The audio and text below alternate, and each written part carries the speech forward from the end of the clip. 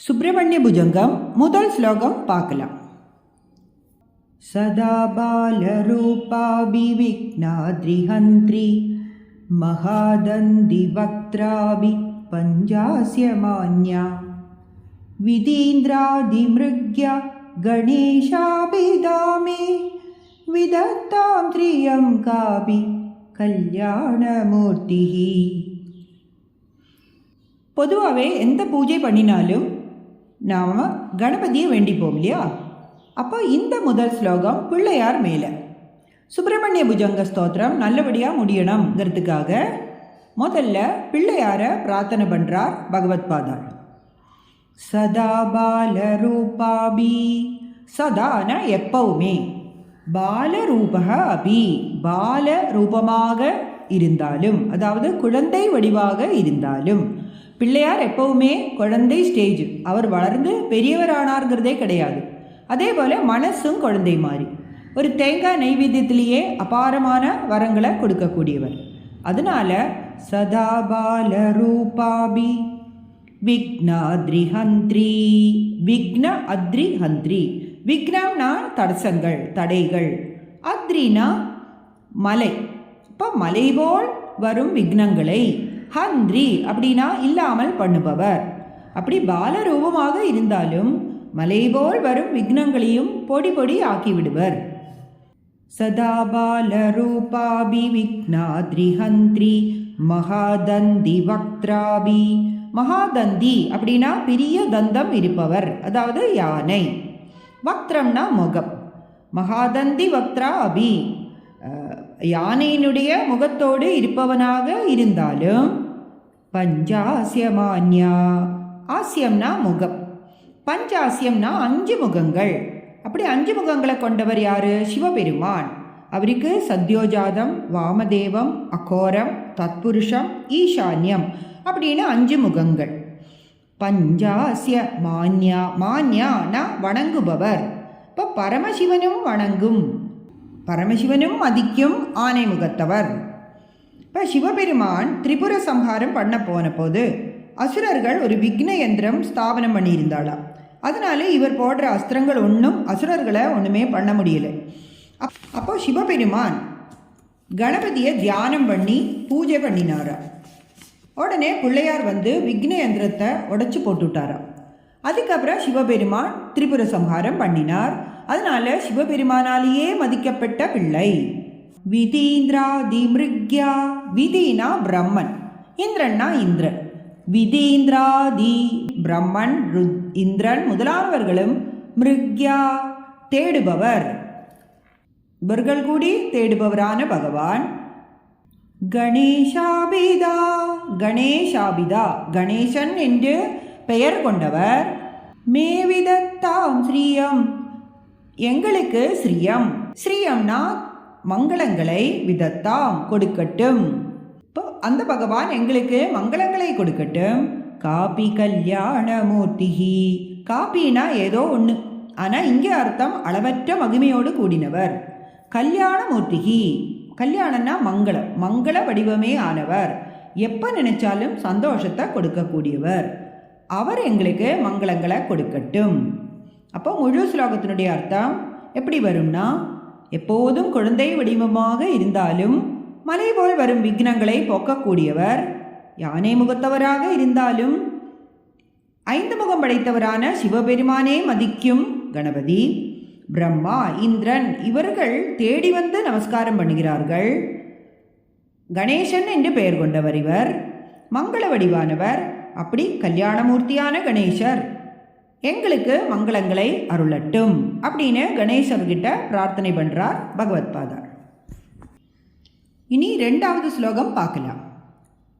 ந ஜானாமி சப்தம் ந ஜானாமி சார்த்தம் ந ஜானாமி பத்யம் ந ஜானாமி கத்யம் சிதேகாஷடாஸ்யா ஹ்ருதி த்யோததே மே முகானி சரந்தே கிரச்சாபிச்சித்ரம்.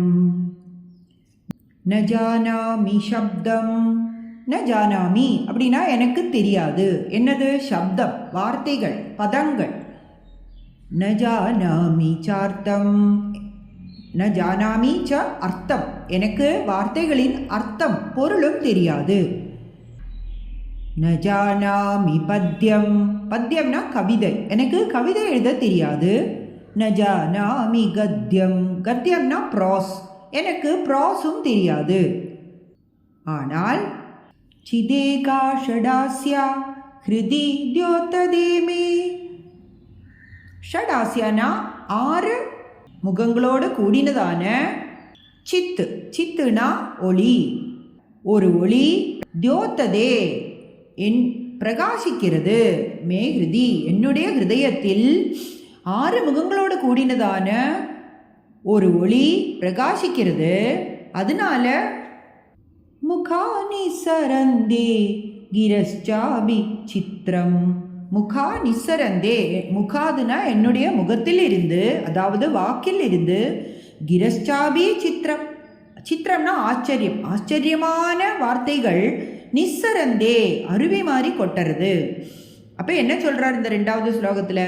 பகவானே, எனக்கு ஒரு பதத்தை கூட பேச தெரியாது, வார்த்தைகளுக்கு சரியான அர்த்தமும் தெரியாது, கவிதைக்கு எவ்வளவோ ரூல்ஸ் இருக்குது, அந்த ரூல்ஸ் எனக்கு தெரியாது, சரி ப்ரோஸாவது எழுத தெரியுமா, நான் அதுவும் தெரியாது. ஆனால் என்னுடைய ஹிருதயத்தில் 6 முகங்களோடு கூடின ஒரு ஒளி பிரகாசிச்சுட்டே இருக்குது. அதனால என்னுடைய முகத்தில் இருந்து ரொம்ப ஆச்சரியமான வார்த்தைகள் எல்லாம் வந்து அருவி மாதிரி கொட்டுறது. அப்போது பகவத்பாதாள் என்ன சொல்கிறார்னா, நாம் பேசும் வாக்கு என்பது பகவான் கொடுப்பதே, பகவான் அருளாலேயே இந்த ஸ்லோகம் இப்போது வாயிலிருந்து வருகிறது அப்படிங்கிறார். இனி 3வது ஸ்லோகம் பார்க்கலாம்.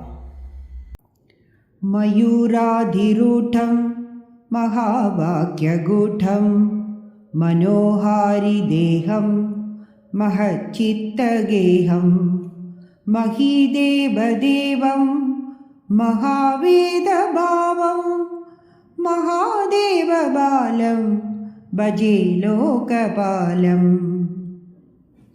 அப்போ இந்த ஸ்லோகத்தில் பார்த்தோம்னா 7 பதங்களும் மாங்கிற எழுத்தில் ஆரம்பிக்கிறது. அப்புறம் 8 பதங்களுமே அதாவது ரூட்டம் கூட்டம் அப்படின்னு முடியறது. அது ஒரு அழகு. இப்போ முதல்ல 4வது வரியில் உள்ள பஜே அதை எடுத்துக்கலாம். பஜே என்றால் நான் பஜிக்கிறேன், நான் வழிபடுகிறேன் அப்படின்னு அர்த்தம். அப்போ யாரை வழிபடுகிறார் ஆதிசங்கரர்? அதைத்தான் மற்ற வரிகளில் சொல்கிறார். மயூராதிரூடம், மயூரம்னா மயில், அதிரூடம்னா அதில் ஏறி அமர்ந்து இருக்கார். பரம்பொருள் முருகப்பெருமானா வந்தபோது வேதமே தான் மயிலாக வந்து முருகப்பெருமானை தாங்கி சந்தோஷப்பட்டதாம். அப்படி மயிலில் ஏறி அமர்ந்திருக்கும் முருகனை வழிபடுகிறேன் என்கிறார். அடுத்தது மகா வாக்கிய கூட்டம். கூட்டம்னா ரகசியம், மகா வாக்கியங்களில் கூட்டமாக இருப்பவரை. மகா வாக்கியங்கள்ங்கிறது 4 வேதங்களில் வரும் 4 மகா வாக்கியங்கள். பிரஜானம் பிரம்மா, அயம் ஆத்மா பிரம்மா, தத்துவம் அசி, அகம் பிரம்மாஸ்மி. இந்த 4 தான் மகா வாக்கியங்கள். அப்போ மகா வாக்கியங்களில் சொல்லப்பட்டிருக்கும் அந்த ரகசியமான அந்த பரம்பொருள் முருகனே தான். நமக்காக அந்த பரபிரம்மம் முருகனாக வடிவம் எடுத்து வந்திருக்கு. அவரை நான் வணங்குகிறேன் என்கிறார் ஆச்சாரியர். மனோஹாரி தேகம். மனோஹாரி என்றால் மனதை ஹரிக்கும், அதாவது மனதை கொள்ளை கொள்ளும் தேகம், சரீரம். நம்ம மனசு உலக விஷயங்களில் போகாமல் இருப்பதற்காக, முருகனிலேயே மனத்தை வைப்பதற்காக மனதை கொள்ளை கொள்ளும் அழகு படைத்த சரீரத்துடன் இருக்கும் முருகனை நான் வணங்குகிறேன். மகச்சித்த கேகம்.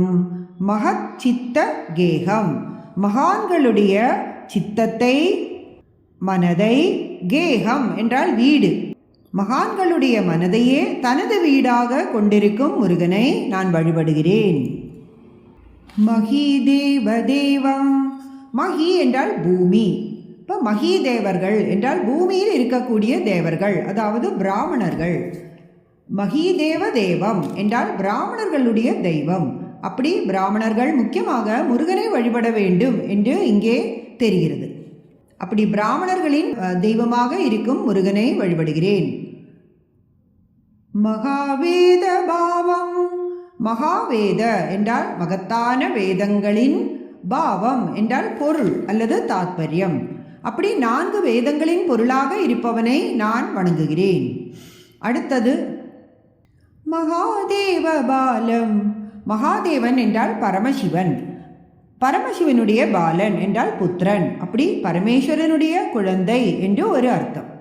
வேறு ஒரு அர்த்தம், மகாதேவரும் எவருக்கு குழந்தையானாரோ அது எப்படி, மகாதேவன் எப்படி முருகனுக்கு குழந்தையானார், அதன் கதை எப்படி என்றால், ஒரு நாள் குழந்தையான சுப்பிரமணிய சுவாமி கைலாசத்து வாசலில் வீரபாகுவுடன் விளையாடி கொண்டிருக்கிறாராம்.